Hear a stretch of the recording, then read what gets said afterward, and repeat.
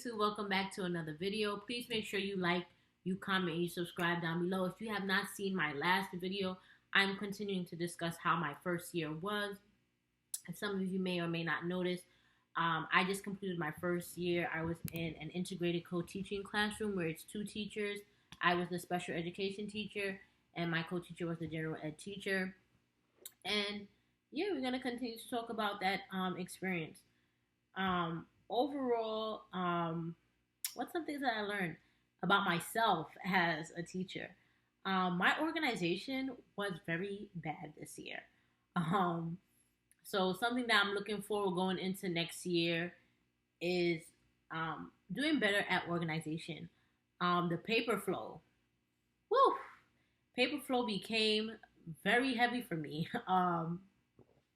Kids would always leave their work in my area and somehow I ended up having it and then they would leave it was just a mess. They would make my area so messy, guys. And another thing that irritated me, like, I don't know if any teacher went through this, but I constantly had to tell my kids to stay out of my area.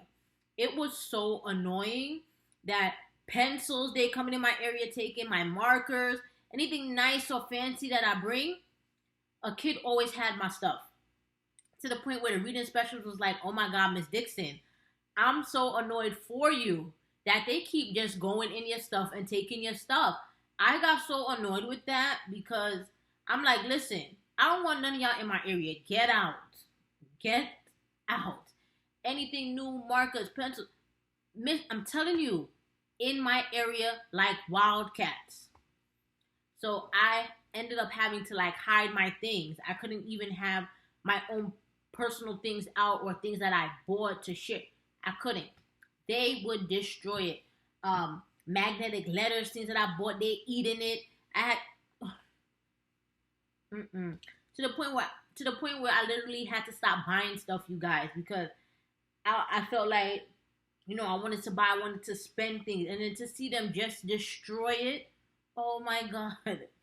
It was so disheartening when you spend your money to buy these, tools and things for them to use in your class, to see them throw it and destroy. Man, that was it for me. That was it. So if I had anything in my small groups for reading, I made sure, like, I had it in a bin, but I had to literally hide it, guys. I had to hide it. Because if I didn't hide it, my letters would be all over the place. And in my room that I was in, they have after school in there. So sometimes I would stay there and sometimes I'm not there. So if I'm not there, these kids going to go in my area, whether I'm there or I'm not. You understand what I'm saying? So I always had to get like a little spy to tell me like who was in my area. And, these kids, they'll let you know X, Y, and Z was in your area when you wasn't here, Miss Dixon. So I had to deal with that. That was annoying. But going into next year, I do want to work on my organization skills. So I bought some things from Amazon that I'm going to share with you guys that I'm definitely going to be using full force because I can't. The paper load was just too much, like too much. So yeah, that is one thing that I found out that I need to work on as a new teacher. Another thing that I wanted to say that I wanted to work on was classroom management. My classroom management went well, but it wasn't the best. Like I said, with this group, it was a very rough group. Like, they needed incentives all the time, but I felt like a lot of the times when I did give incentives, like, kids would still be very disrespectful and disrespect me. So a lot of the time I just felt like I don't feel like, buying things, for my students. And there were kids that were blinked out being disrespectful, like cursing me out, saying their own little thing, and things of that sort. But, of course, the ones who did a phenomenal job, completed their work, they always got the praise. And I would have liked it to be the other students that doesn't always get the praise. But it was just like too much going on because my co-teacher had a different award system than me. It was just, like I said, the first year trial and error. So, I'm definitely going to be thinking about some classroom management thing that I can do for next year. But I also need to be consistent with that. I was not consistent because I was just like, I can't. I just want to get through the day, get this work done. Oh, you did a good job. Oh, you get a class dojo point. I started doing the dojo thing, so they could hear it. But like, since me and my co-teacher was doing parallel, I had to end up changing students, take this one out, put this one in. So just too much. So I definitely want to have a good structured classroom management going into next year. Like that is a definite. So I am going to be looking on Pinterest and just picking one and being consistent with that the whole year, because that was a struggle for me with that. It was just too much going on. What else did I learn that I need to think? Hold on, guys.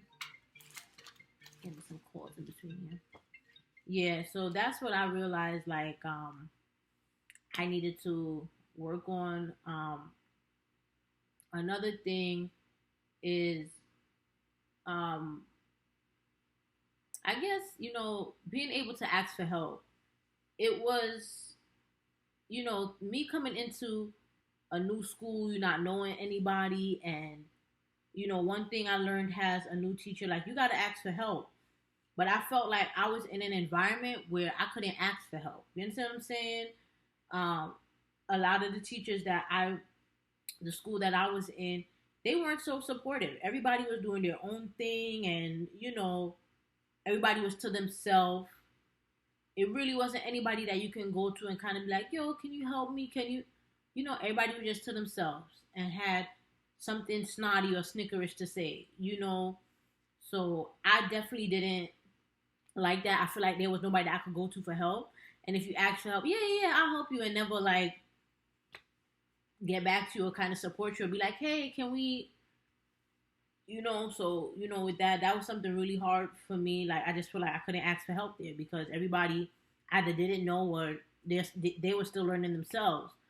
So that was frustrating for me. So hey, that's how that went. But going into my school next year, like I'm definitely gonna be pushing that, pushing myself too, and letting myself know, like Miss Dixon, it's not about you, it's for your students, and I gotta learn that I gotta reach out and ask for help. That I'm not gonna know everything, and that's a hard pill for me to swallow because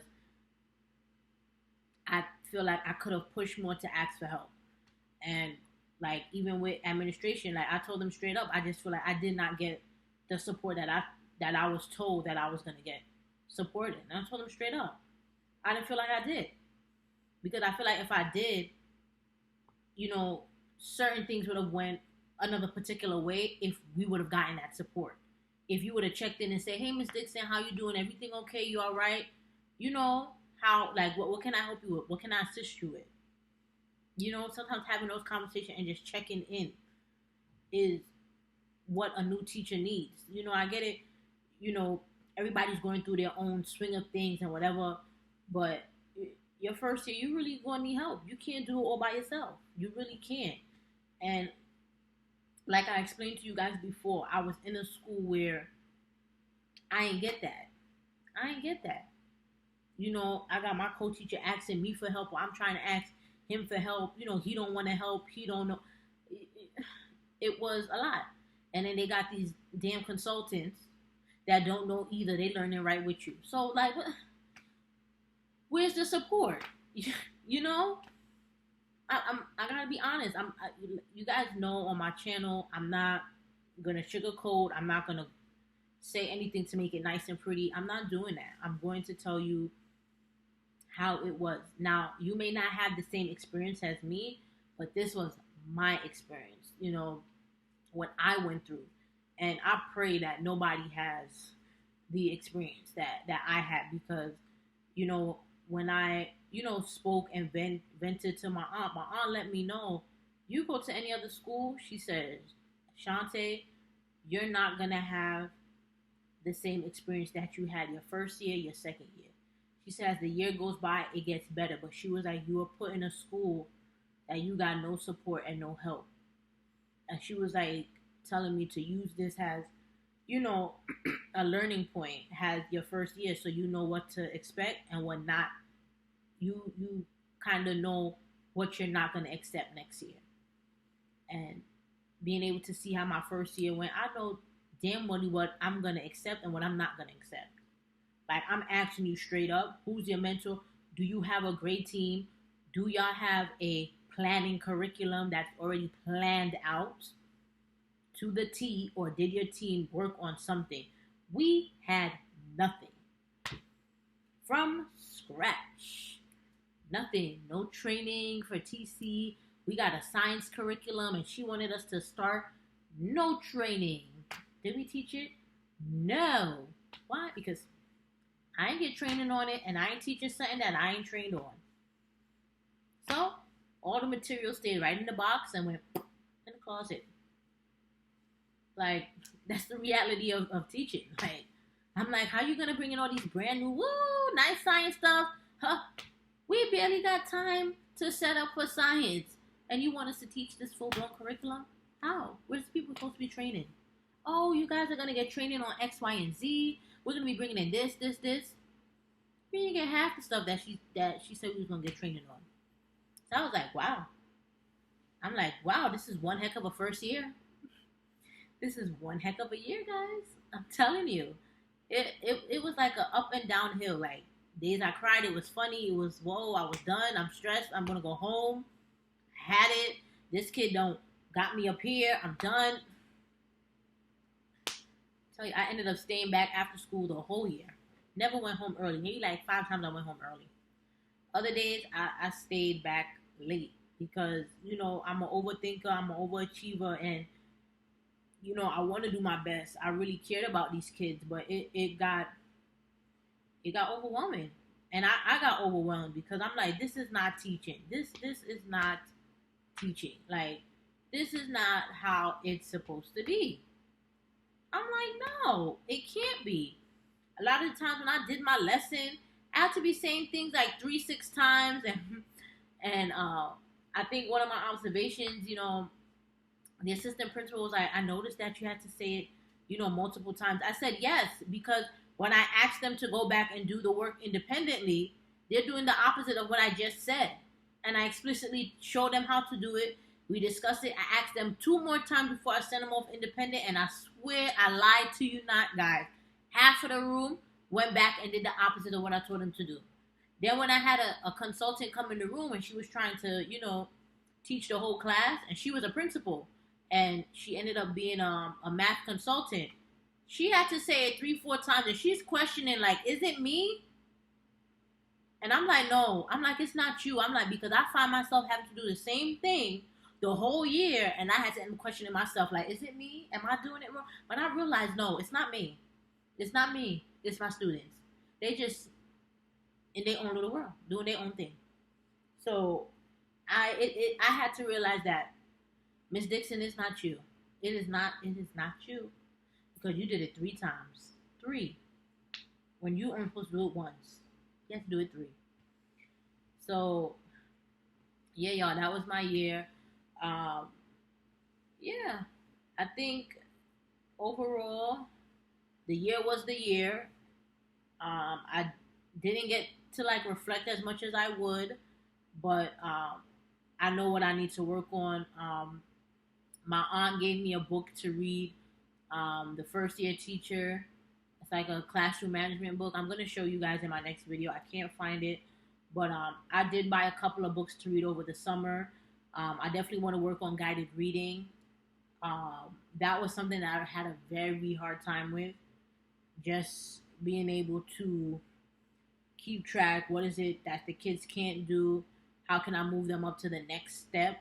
So that is something that I really want to work on and become very strong in. And I know as the years go, it'll be more fast for me, fast paced. But that was something that, everybody in my building needed a strong foundation. And even the teachers who was teaching for 15, 20 plus years, that was our goal as the school, was really to have a strong foundation in guided reading, what it is, how do we move these kids to the next steps, what are those thinking beyond the text questions that the kids need help with, because the inferential questions they were getting, but more of like, I think I'm saying it wrong. I'm not sure if it's literal or inferential, whichever one. Um, they were able to pick up questions quickly out of the text, but if you ask them like some other higher questions, things that weren't related to the book, we noticed across the grade level, that's where the bulk of our students was, and they needed support with that. So yeah, so definitely plan on working on guided reading, my organization, classroom management. So I have a lot of things that I need to work on, but like I said, once the school year, goes up and running, um, the first month, like going over routines, procedures, and classroom management will definitely be, the first month of September, just making sure that that's solid, so I can have a solid foundation for the whole school year. That was really important, and it was hard to kind of do that at this school because we had kids coming in and out. It was like an open door policy. One going here, one came, one going whoop whoop whoop whoop whoop. And then a lot of the times, some of the kids that I had in my classroom, they got kicked out of school. And it was like, okay, the ones that got kicked out, we just ended up saying, hey, doors wide open, come on in. And then we dealing with behaviors. I'm like, no, I can't. I can't. I'm telling y'all that was my year. But I hope you guys like this video. I'll be back with another one. And make sure you guys leave a comment down below if you guys have any questions for me. And I'll see you guys in my next video. Bye, guys.